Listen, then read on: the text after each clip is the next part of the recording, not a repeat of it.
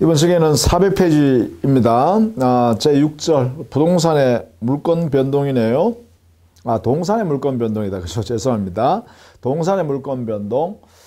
자, 여기도 마찬가지로 동산 물권 변동이 일어나는 원인은 법률 행위, 즉 당사자의 거래 행위를 통해서 일어나는 경우도 있고 법률 규정에 의해서 바로 발생하는 경우도 있어요. 이때 이 동산 물권 변동이 거래 행위인 당사자의 거래 행위, 법률 행위에 의해서 일어날 때는 반드시 인도라는 형식을 갖추게 하고 있죠. 그래야 동산 물권 변동이 일어난다. 이렇게 규정을 해놨어요. 우리 민법의 188조 이하에 이렇게 규정을 두고 있습니다. 여기에서는요, 여기에 법률행위요. 이 법률행위는 결국은 동산 물권 변동, 물권의 변동이니까 물권행위를 의미합니다. 부동산에서 똑같아요. 부동산의 물권 변동도 이 행위란 것은 부동산 물권 변동을 초래하기 위한 행위니까 물권 행위가 되겠죠. 그러면 여기 인도라는 것은 의미가 뭘까? 요게 이제 동산 물권에서 의미가 있는 것이다. 이렇게 되겠네. 그죠? 인도, 물건을 점유 이전. 이것이 바로 인도죠. 점유를 이전하는 것이 인도입니다. 자, 그러면 이 점유 이전의 형태는 유형. 여기는 우리 민법의 188조 이하에서요, 4가지를 두고 있다. 이런 이야기죠. 4가지. 현실적으로 점유 이전하는 현실의 인도. 이게 손에서 손으로 인도하는 거죠. 뭐 장수 인도라고 하기도 해요.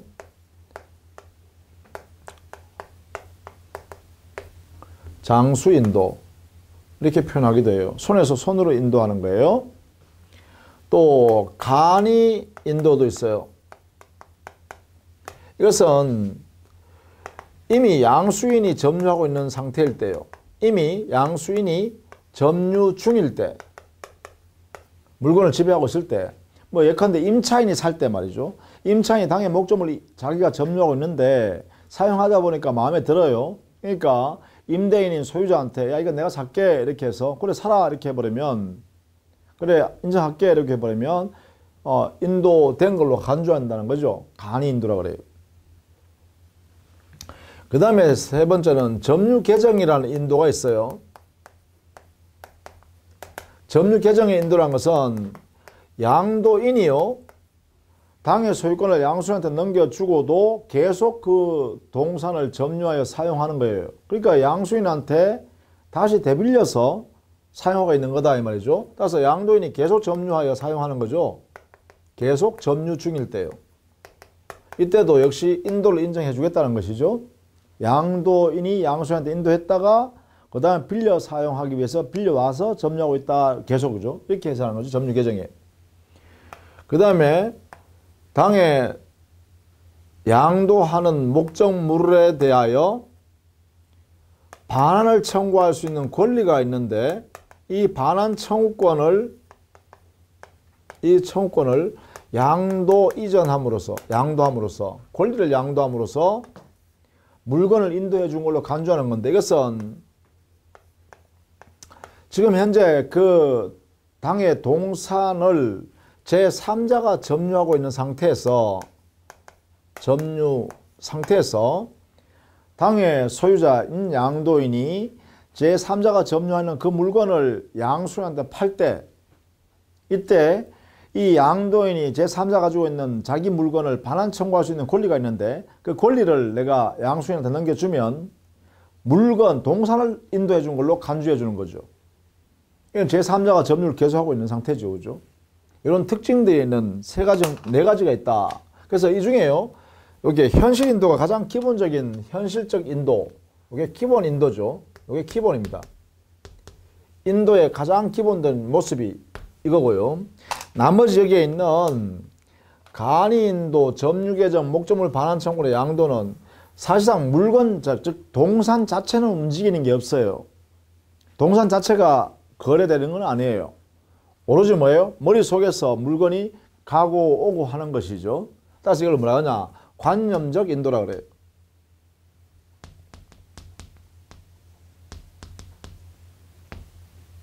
요 세 가지는 관념적 인도. 머릿속에서 물건, 동산이 움직였다. 이렇게 인정해 주는 거예요. 그러니까 간주해 주는 거죠. 간주. 그죠? 간주해 주는 제도예요. 그 중에 가장 불완전한 내용이 뭐냐? 점유 계정이죠. 점유 계정은 양도인이 그냥 계속 점유하고 있으니까 외형상으로 보면 물건 자체가 움직이지도 않아요. 그리고 양도인이 그냥 소유자가 그냥 그대로 가지고 있어요. 그러니까 진짜 소유자 소유권이 넘어갔는지 안 갔는지를 알 길이 잘 없어요. 그죠? 여기 가장 불완전한 형태예요. 점유 계정. 그래서 우리는 여기서 이 중에 말입니다. 점유 계정이라는 인도 방법은 양수인이 당의 목적물을 한번 손에 타지도 안 하고 말이죠. 소유권 가져갔다는 게 외관상 나타나지도 않아요. 그죠? 이거는 양도인과 양수인 둘이 합의해서 이루어지는 거잖아요. 그러다 보니까 이것은 가장 불완전하기 때문에 이 점유 계정에서는요, 점유 계정에 의한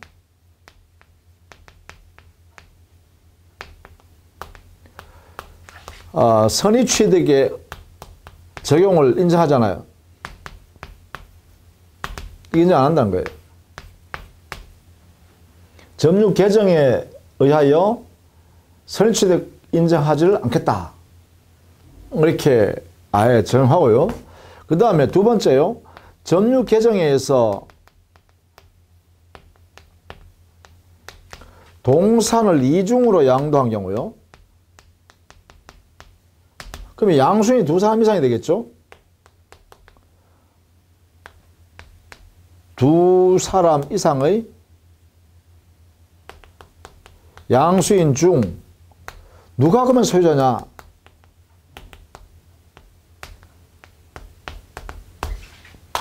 이렇게 되겠죠. 여기 대해서는 우리 판례가 있어요. 그래서 이걸 알아두셔야 돼. 여기는 점유 계정에 의해서 동산을 이중 양도했기 때문에 현실적으로 두 사람 이상의 양수인은 당의 동산을 점유하고 있지 않습니다. 양도인이 그냥 가지고 있는 거예요. 한 사람인 양도인이. 이럴 때는 둘 이상의 양수인 중에 먼저 그 동산을 현실적으로 인도받아가는 사람이 소유권을 취득한다는 거예요. 그래서 이게 뭐냐면 먼저 현실의 인도를 갖추는 자,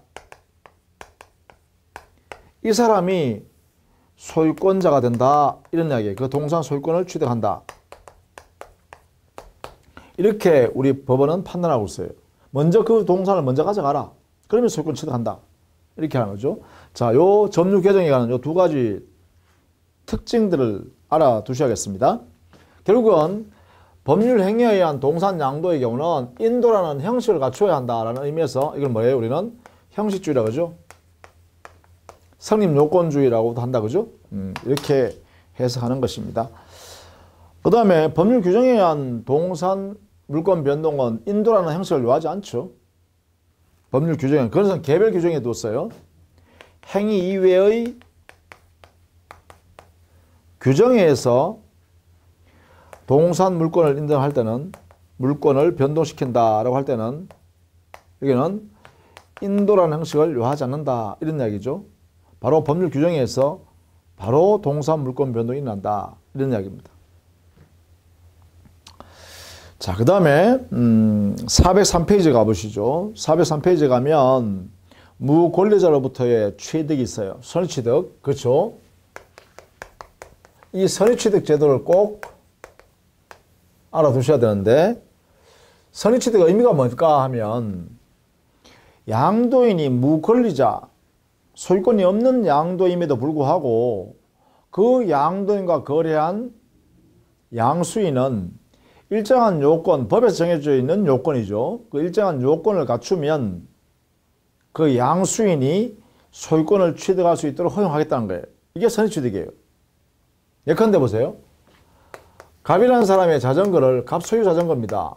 갑 소유 자전거를 만약에 을이란 친구가 밥을 한 끼 사고 말이죠. 임차 받았습니다. 이렇게 그 자전거를 받았어요. 임차인.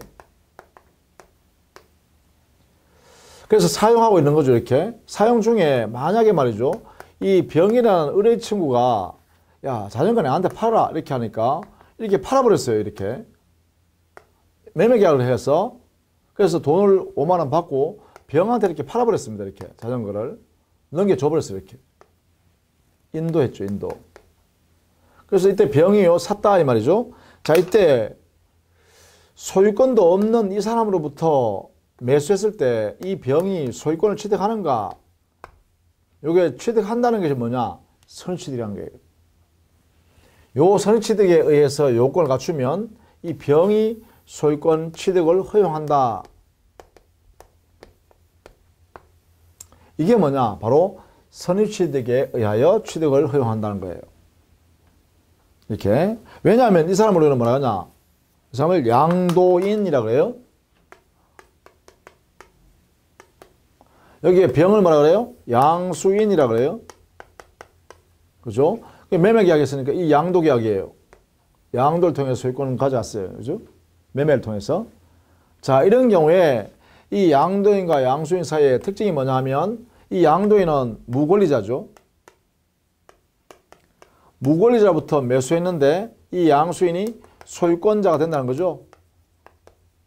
이게 바로 허용한다, 즉 선의취득을 인정한다는 뜻입니다. 그런데 이거는 이렇게 병이라는 사람이 소유권을 취득해버리면 진짜 소유자인 갑이 버리죠. 이 사람 소유권 상실해버리죠. 이게 소멸된단 말이에요. 상실, 소유권 상실돼요. 그런데 이 갑이라는 사람은 뭐예요? 진정한 권리자죠. 진정한 소유자예요. 진정한 소유자 갑은요 소유권 상실해버려요. 뭘 통해서? 그래요. 선의취득 때문에 이 사람이 희생된다 이 말이에요. 진정한 권리자가. 이게 가장 특징이에요.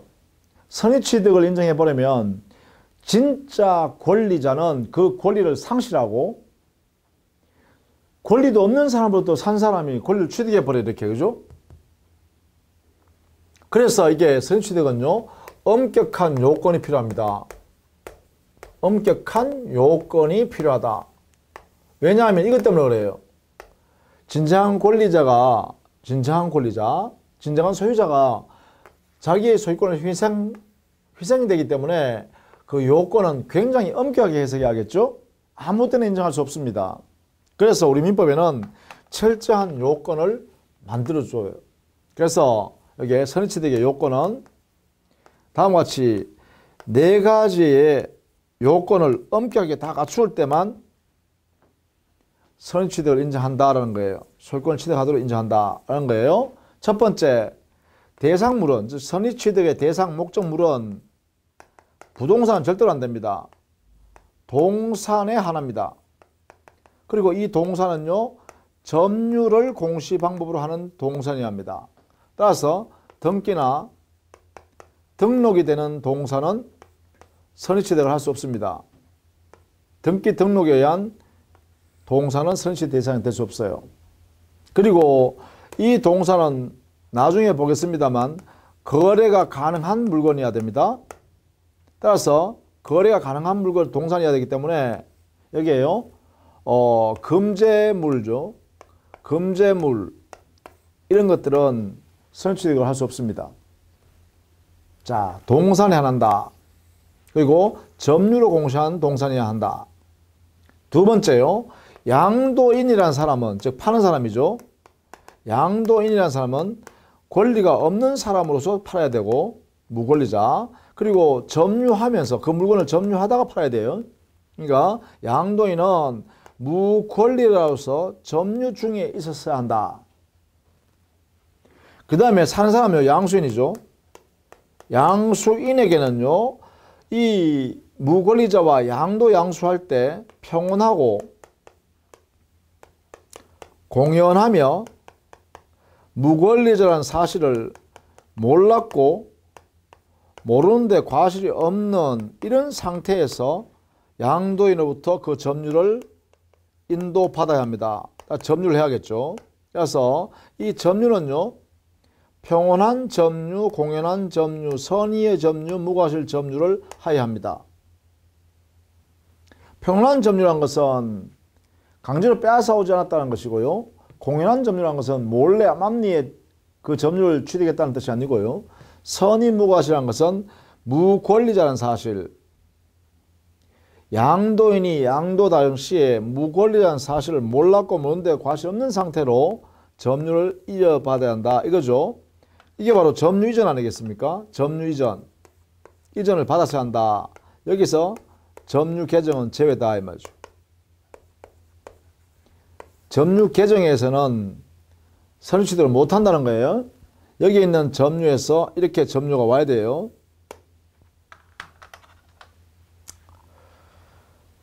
그 다음에요. 이렇게 양수행이 해야 되는데, 그러면 양도 양수했으니까 두 사람 사이는 거래행위를 해야 되죠. 거래행위. 이 거래행위는요, 반드시 양도인이 무권리자란 외에는요, 무권리자란 사유 외에는 그 외에는 유효한 법률행위로 갖추어져야 됩니다. 그래서 이 유효한 법률행위 자체는요, 권리를 승계하여 취득하는 모습으로 거래해야 돼요. 그래서 거래행위가 있어야 된다는 거죠. 승계 취득으로 거래했어야 된다. 이때요, 유효한 법률행위가 되기 때문에 무효인 사유가 있거나 취소가 되어버리든가 해제가 된다든가 등 이렇게 되어버리면 선의취득을 못합니다. 이런 사유가 다 없어야 돼요. 그리고 승계취득해야 되니까 이 승계취득은 어떤 승계취득이냐, 반드시 특정 승계취득이어야 돼요. 특정 승계취득. 그러니까 포괄승계는 여기에 들어갈 수 없습니다. 상속 같은 거죠. 상속에 의해서는 선의취득을 할 수 없다 이 말이죠. 이렇게. 자, 이런 제한된 내용 범위 안에서만, 이런 영역이요, 이런 영역에서만 선의취득을 인정한다라는 거예요. 엄격하게 이렇게. 이 요건을 반드시 갖춰야 돼. 이 요건 중에 어느 한 개라도 없으면 안 돼요. 이때 평온이나 공연한 선의 점유는 다 추정합니다. 일단 추정합니다. 이것은 추정. 이 점유는 추정해요. 그러나 무과실 점유는 추정하지가 않습니다. 이건 추정 안 하니까 이것은 스스로 입증해야 됩니다. 누가? 양수인이요. 이 양수인 스스로가 요게 무과실 점유란 사실은 이거는 입증을 해야 합니다. 요게 양수인 스스로 입증해야 되는 게 무과실 점유예요. 요거. 나머지 평온한 점유, 공연한 점유, 선의 점유는 우리 민법에서요, 추정을 해줍니다. 이렇게. 일단 양수인이 점유하고 있으면 평온하고 공연하게 선의로 점유했구나 라고 추정하고요. 다만 무과실 점유라는 것은 양수인 스스로가 증명해야 됩니다. 입증 책임은 양수인한테 있다. 자, 이런 내용들이 모두 갖추어지면 효과로서 선의취득, 즉 동산의 소유권이나 질권을 선의취득하는데, 선의취득은요, 선의취득은 원시취득이다 이런 얘기예요. 이렇게요. 이 요건을 모두 갖추면 동산의 소유권을 선의취득으로서의 원시취득, 동산의 질권을 원시취득인 선의취득이 가능하다 이런 이야기죠. 그렇게 되면 이럴 때는 이 권리에 대해서는 취득할 수 있도록 법이 보호하니까 부당이득이 아니죠. 부당이득이 아니니까 반환할 필요가 없다 이래 되겠죠. 이렇게. 이게 바로 선의취득의 요건이고 효과입니다. 이게 효과겠죠.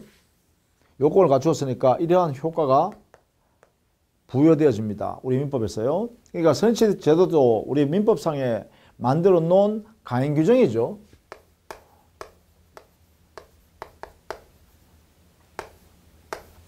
강행 규정이에요. 강행 규정. 자, 이런 내용이다. 근데 만약에 이 동산이 여기요, 선의취득의 대상인 동산이 도품이거나 유실물, 절취 강취된 도품이거나 아니면 그 주인이 잃어버린 물건, 유실물일 때 그 유실물을 선의취득했다라고 하면 이때는요, 다음과 같은 원리가 또 적용돼요.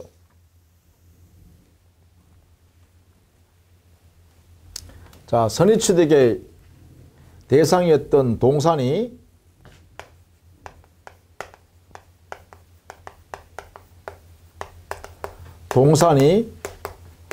도품이거나 유실물인 경우, 도품이라는 것은 절취강취를 말합니다. 절취, 강취 이러한 물건이거나 유실물, 잃어버린 물건이죠. 이런 물건에 대하여 선의취득이 이루어졌다라고 할 때 이때는 진정한 권리자한테요. 진정한 권리자에게 선의취득한 사람한테요. 선의취득자한테 당해 물건의 반환을 청구할 수 있습니다. 그 물건의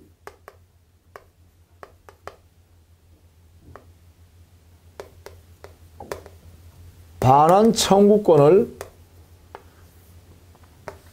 인정해 줍니다. 이렇게 반환 청구할 수 있어요. 이렇게 선의취득자한테. 어떤 거예요? 도품, 유실물에 해당되는 물건이라면 그 물건 그러면 돌려달라 할 수 있다 이 말이에요. 선의취득자한테 야 그 물건 내 거다. 내가 도둑맞은 물건이다. 내가 강도당한 물건이다. 내가 잃어버린 물건이었거든. 그래 돌려줘. 이렇게 할 수 있다는 거예요. 이게 반환 청구는 있는데요. 요 반환 청구는 아무 때나 인정하는 것이 아니라 언제요? 도품, 즉 도난당한 날로부터, 즉 절취 강취된 날로부터, 유실물 잃어버린 날로부터, 그 날로부터 2년 내에만 행사할 수 있도록 했어요. 제척기간이죠. 2년 내에만 그 물건 돌려주세요 할 수 있다는 거죠. 이렇게 진정한 권리자를 보호하고 있습니다. 도품 유실물에 대한 특칙이 있어요. 이렇게. 자, 다만 이때요. 이 선의취득자는 그러면 만약에 말이죠. 이럴 수 있잖아요. 이 선의취득자가 선의취득하게 된 내용을 가만히 보니까 만약 이럴 수 있죠. 공개시장에서 매수했다. 공개시장에서 매수하여 선의취득했다.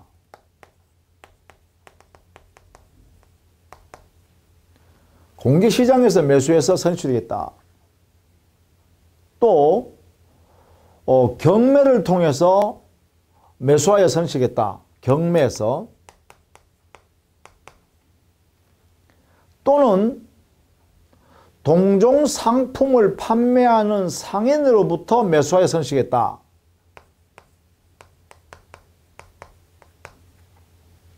이런 경우에 해당되는 이 세 가지 중에 어느 하나에 해당되는 그러한 선의취득자라면 이때는요. 자, 2년 내에 반환 청구하면 선의취득한 그 동산을 돌려줘야 되잖아요. 돌려줬을 때 이 선의취득자는 이 사람들한테 매수했잖아요. 매수했으니까 뭐예요? 대금을 지급했겠죠. 대금. 이 사람들이 이렇게 대금 지급했을 거란 말이에요. 대금. 이 대금은 이 사람한테요. 변상해달라. 이 대가를. 대가 변상을 청구할 수 있도록 우리 법이 또 이렇게 인정해줘요. 선의취득자에게 대가 변상 청구를 진정한 권리자, 즉 물건을 반환 청구하는 진정한 권리자한테 청구할 수 있도록 이렇게 인정합니다. 이렇게. 그러니까 진정한 권리자는 야, 그 물건 내 거다. 도둑맞은 물건이다. 돌려줘 라고 할 수 있는 대신에 그 상대방 선의취득자는요. 야, 이렇게 해서 내가 이런 영역에서 내가 샀거든요. 그러니까 대금은 돌려주세요. 그 대가는 돌려주세요.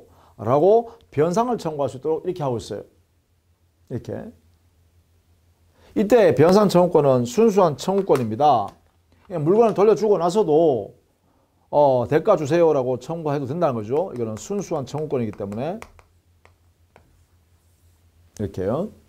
자, 이런 관계가 도품 유실물에 관한 특칙으로 이렇게 규정이 있습니다. 진정한 권리자한테도 권리주고 또 선의취득자도 이러한 요건, 공개시장에서 매수하여 선의취득했거나 경매에서 선의취득했거나 상인을 통해서 거래해서 선의취득한 경우라면 그 대가는 변상을 받을 수 있다.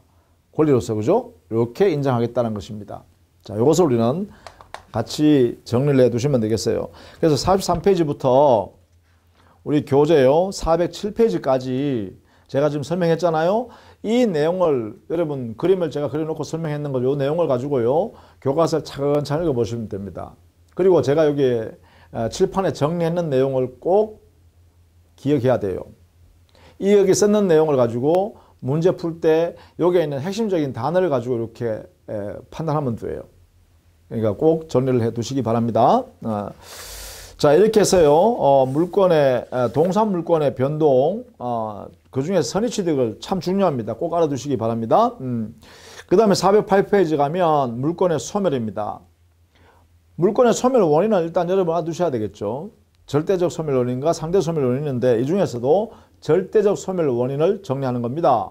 따라서요, 물건은 물건을 대상으로 지배하는 거니까 원칙적으로 그 물건이 멸실되어 없어져 버리면 당연히 물건도 소멸해야겠죠. 따라서 물건이 여기에 소멸하는 원인은요, 절대적 소멸 원인입니다.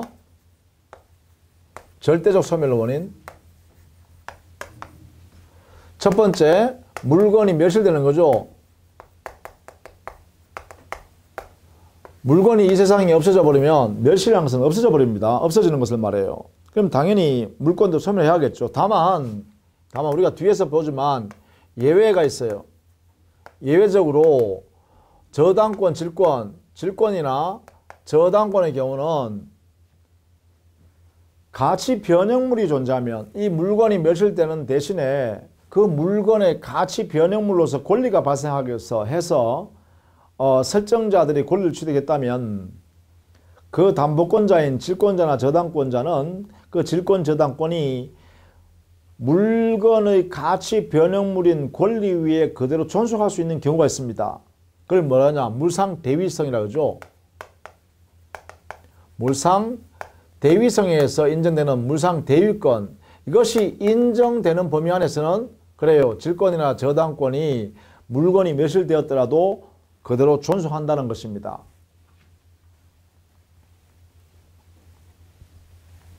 이게 예외입니다.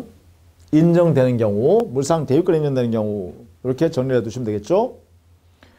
그 다음에 두 번째, 소멸시효가 완성되면 절대적 소멸설에 의해서요, 절대적 소멸설, 우리 판례와 통설이죠.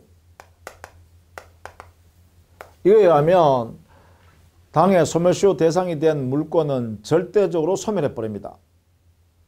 그럼 여기에 절대적으로 소멸되는 물건이 어떤 거냐면 지상권, 지역권, 전세권인 용익물권이 하나죠. 용익물권.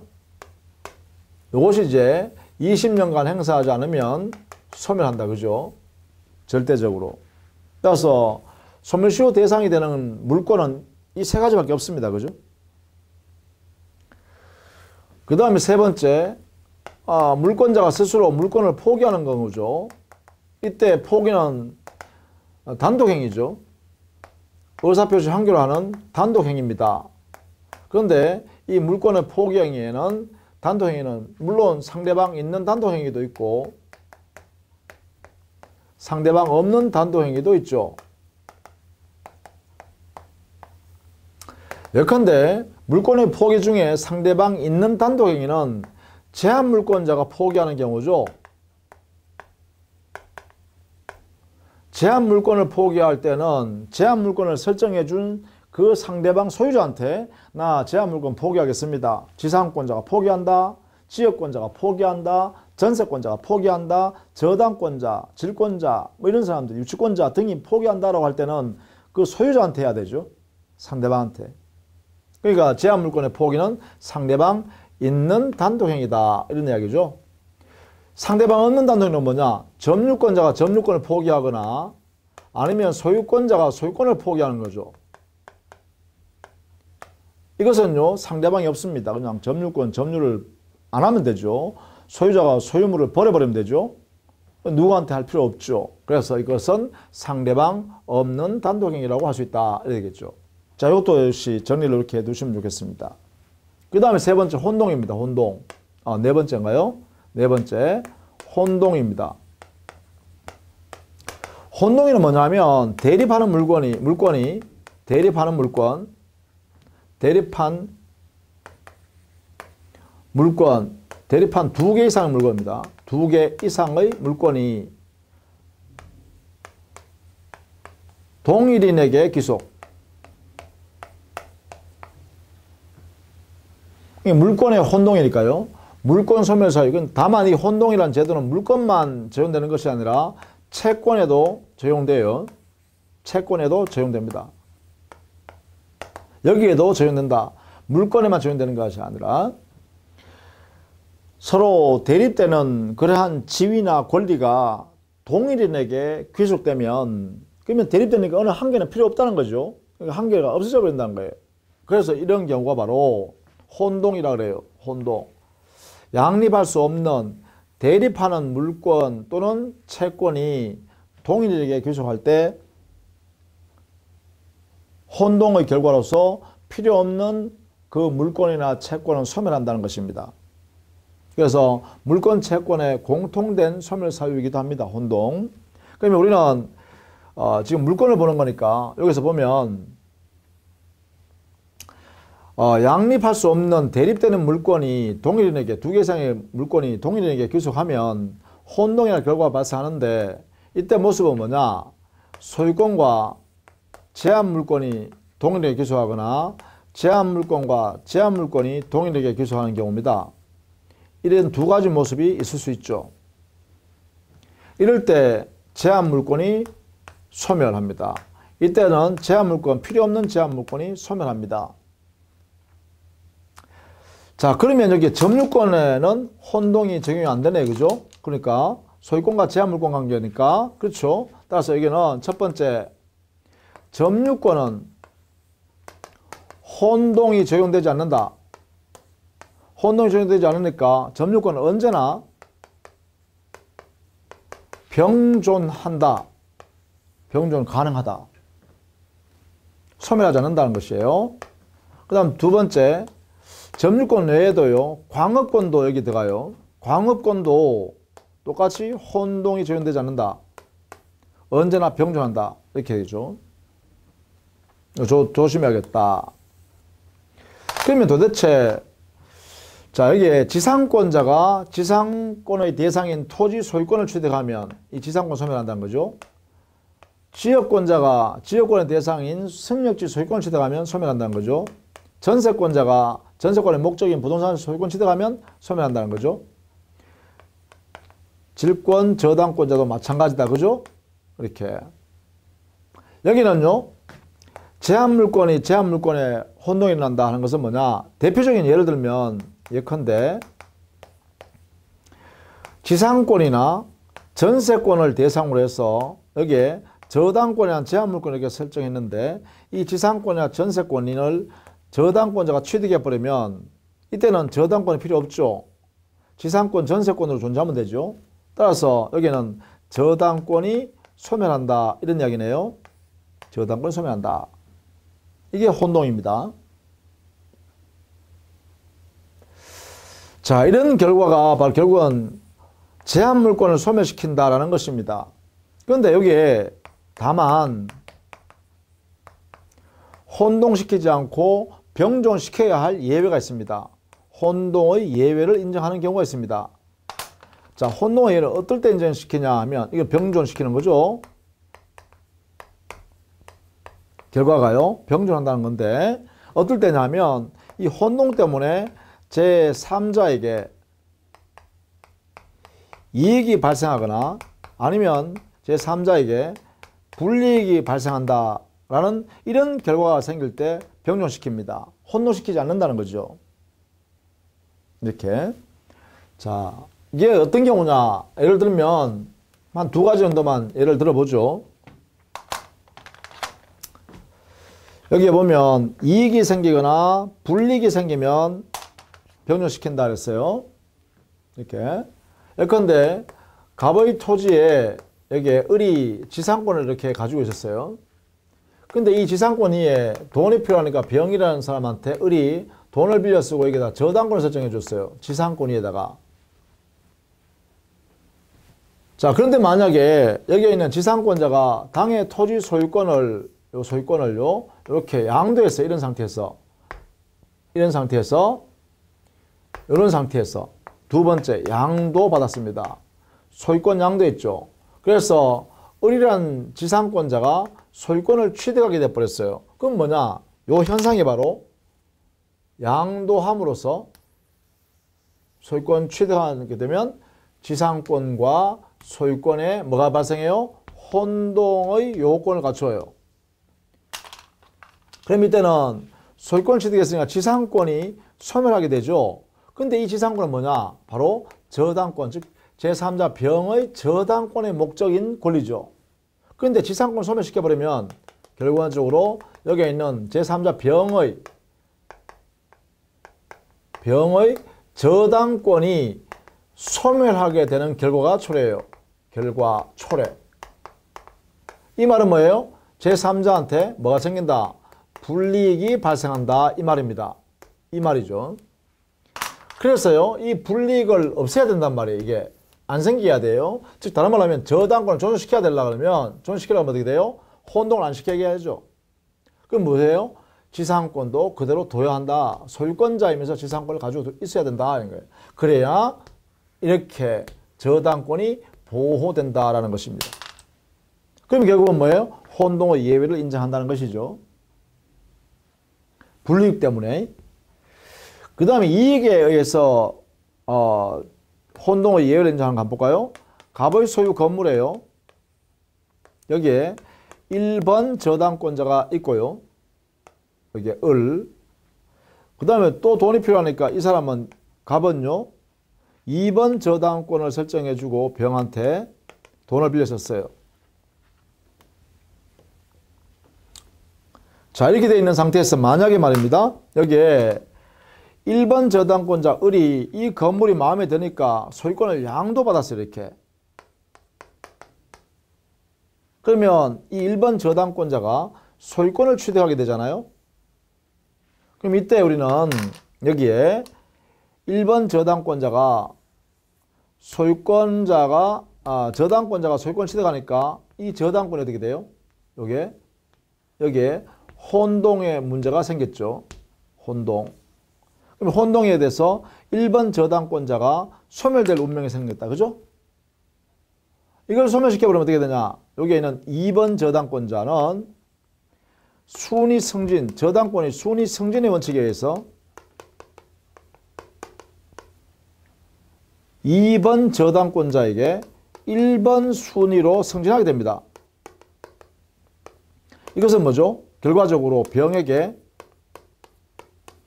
이익이 생기죠. 2번으로 들어갔는데 1번 돼버리잖아요.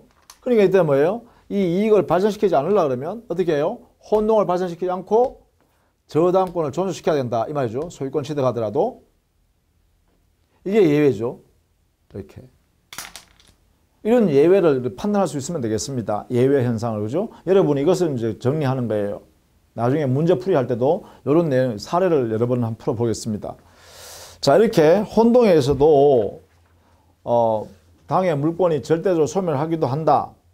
다만 이 혼동의 원인이 됐던 사유가 원인 무효가 되거나 취소되거나 해제되다든가 또는 무효인 사유가 있다면 그는 혼동에서 소멸되었던 그 물권은 원상 복귀해야 되죠. 원상 회복합니다. 자, 그런 내용이 바로 411페이지 혼동의 효과. 혼동을 일어난 물권의 소멸은 절대적이다. 절대로 소멸한다 이 말이죠. 그러나 혼동을 생기게 한 그 원인이 부존재하거나 무효가 되거나 취소되었다 등의 행위로 무효됐다 이 말이죠. 그렇다면 어떻게 돼요? 혼동 때문에 소멸되었던 그 물권은 원상 복귀된다라는 것입니다. 이렇게 정리를 해두시면 되겠죠. 자, 이렇게 해서요, 물권법에 있어서 총론을 다 봤습니다. 물권법 총칙. 다음 시간부터는요, 점유권부터 이제 물권 각칙으로 이제 들어갑니다. 여기서는 말 그대로 물권 개개의 특성에 맞는 내용들을 우리 물권법 안에서 다 개별적 규정을 두었습니다. 그 규정들을 여러분이 차근차근 정리하시면 된다라는 것이죠. 자, 고생 많으셨고 다음 시간부터 점유권을 시작하겠습니다. 고생했습니다.